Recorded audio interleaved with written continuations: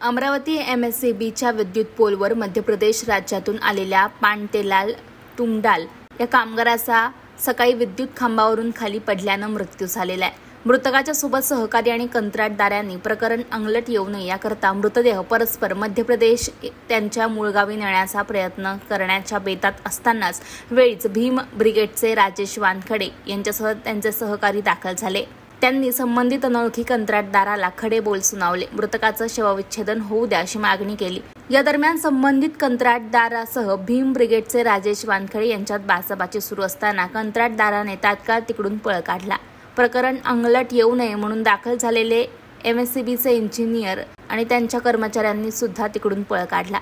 एमएससीबीचे Ranjit enterprises या कंपनीला काम दिलं आहे। यात एजन्सी मार्फत कंत्राटदार राजेंद्र शेगोकार यांनी काम हाती घेतलं। ज्या कामगारांना या कामाचा अनुभव नाही, प्रशिक्षण नाही, अशा परप्रांतीय आदिवासी बांधवांना अमरावती येथे कामाला आणलं जातं। स्वतःच्या संरक्षणाकरता कोणतीही किट त्यांना दिला जात नसल्याचा आरोप भीम ब्रिगेडचे अध्यक्ष राजेश वानखेडे यांच्यासह बिरसा क्रांती मोर्चा पदाधिकारी अर्जुन युवनाते यांनी केलेला आहे। तसंच मृतकांच्या कुटुंबियांना न्याय मिळवून देण्याची मागणी करण्यात आलेली आहे।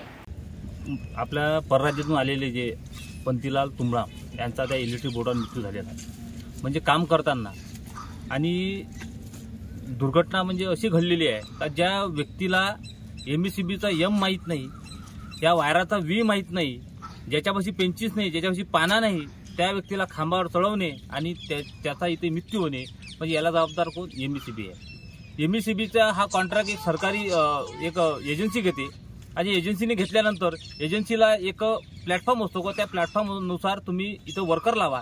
त्यांच्याकडे ज्ञान असलं पाहिजे, ज्यांच्याकडे वायर ओढण्याचं ज्ञान असलं पाहिजे, खांब्यावर चढण्याचं ज्ञान असलं पाहिजे, लाईट चालू आहे की बंद आहे याचं सुद्धा नॉलेज असलं पाहिजे, पण असं होताना दिसत नाही। मी वारंवार पाहतो अमरावती शहरामध्ये परराज्यातून आदिवासी बांधव इथे येतात, कुठे ना कुठे दर महिन्याला कोणाचा मृत्यू होतो, याला जबाबदार कोण? आम्ही आज अमरावती शहराच्या बाहेर 10 किलोमीटर आलेलो आहे।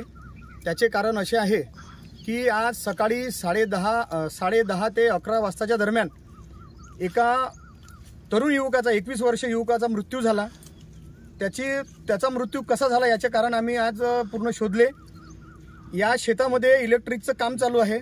ते इलेक्ट्रिकचं काम पूर्णपणे चालू याच्यामध्ये ज्या मुलांचा ITI झाला नाही, ज्या मुलांना काही शिकवण नाही, काहीच नाही, आणि परराज्यातून जे अतिशय कमी मजुरीमध्ये 300 ते 400 रुपयाच्या मजुरीमध्ये त्या ठिकाणीवरून मुलं आणणं आणि त्यांच्यापासून अतोनात काम करून घेणं, याकरिता यामध्ये जी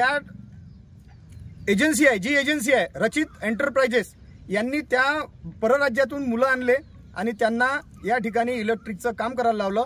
त्या मुलांना कोणत्याही प्रकारची त्या इलेक्ट्रिकची माहिती नाही, काहीच नाही, त्यांच्याकडे काही सेफ्टी नाही, काहीच नाही। पण ज्या ठिकाणी आम्ही आता आलो ते चर्जन नामक म्हणून त्यांचं शेत आहे, त्या शेतामधून हे इलेक्ट्रिक जात आहे, मोठी लाईन जात आहे एमएससीबीची।